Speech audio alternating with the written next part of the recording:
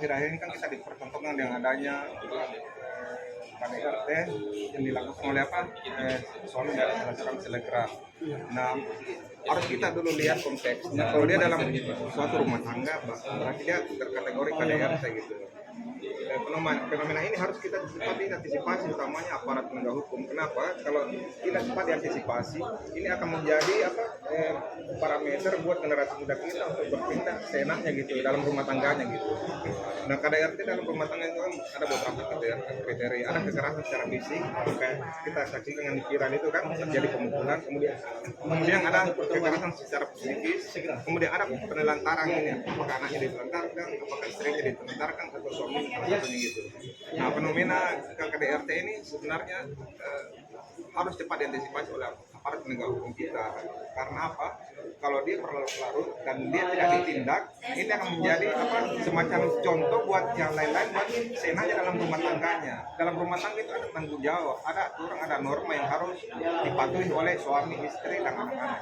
Ya berat kalau apalagi secara psikis, kemudian dipisu, kemudian terbukti bahwa apa terjadi KDRT itu udah ancaman itu sudah besar, itu 4 tahun ke atas kita. KDRT yang namanya KDRT kekerasan dalam rumah tangga, namanya serangan fisik, itu harus ada bukti fisik, ada bukti fisiknya. Suami atau istri salah satu yang terkena KDRT itu kalau melaporkan harus ada menyerahkan bukti fisik berupa di visum gitu. Nah, dari visum ini selanjutnya akan diserahkan ke aparat untuk ditindaklanjuti. Kemudian dipanggil saksi-saksi yang melihat kejadian itu, selanjutnya akan berproses. Nah, ini memang menjadi perhatian kita semua bahwa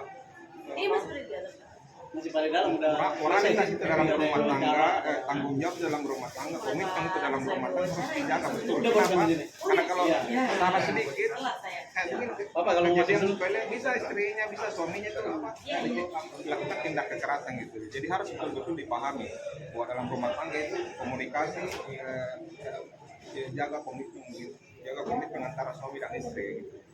Dan hindari melakukan kekerasan fisik gitu. Hindari sama sekali gitu. Walaupun kita suami atau istri marah, lebih memendam dulu marahnya, keluar rumah kemana daripada melampiaskan secara fisik. Ini akan berbahaya karena akan menjadi trauma, tidak hanya secara fisiknya rusak, tapi psikis juga dia serang. Ada trauma bahwa suaminya atau istrinya akan melakukan tindakan seperti itu lagi, tindakan yang berulang. Sudah tepat karena memang dari Komisi 3 juga saya lihat ada viral juga, memang ada viral ke aparat penegak hukum, utamanya dari Polres Bogor ya gitu, untuk cepat menindaklanjuti. Dan alhamdulillah penyidik polisinya ini udah langsung bergerak ke rumah yang bersangkutan gitu untuk diproses.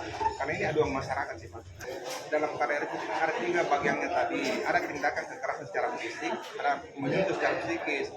Nah, biasanya kalau satu kali dilakukan dalam rumah tangga itu akan berulang.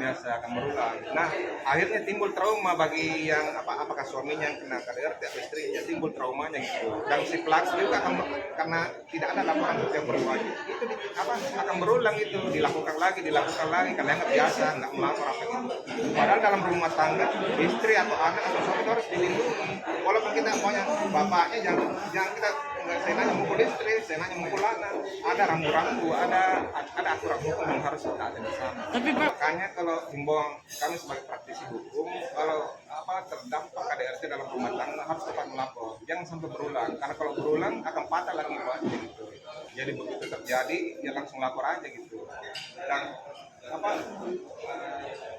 para istri, para suami dan anak itu harus minimal ada tanggung jawab moral menjaga rumah tangga gitu, bahwa tindakan kekerasan itu baik fisik maupun fisik itu jangan dilakukan dalam rumah tangga gitu. Itu kan jadi cerminan bukan hanya buat rumah tangga bapaknya, tapi nanti akan berdampak trauma buat rumah tangga anaknya di kemudian hari. Jadi perlihat kalau contoh yang baik buat rumah tangga masing-masing.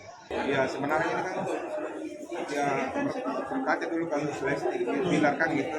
Saya juga pernah komentar terkait itu. Ya sebenarnya kalau tindakan yang viral itu memang fatal akibatnya. Cuma ada dimensi yang namanya rumah tangga Pak, ada bagaimana dimediasi.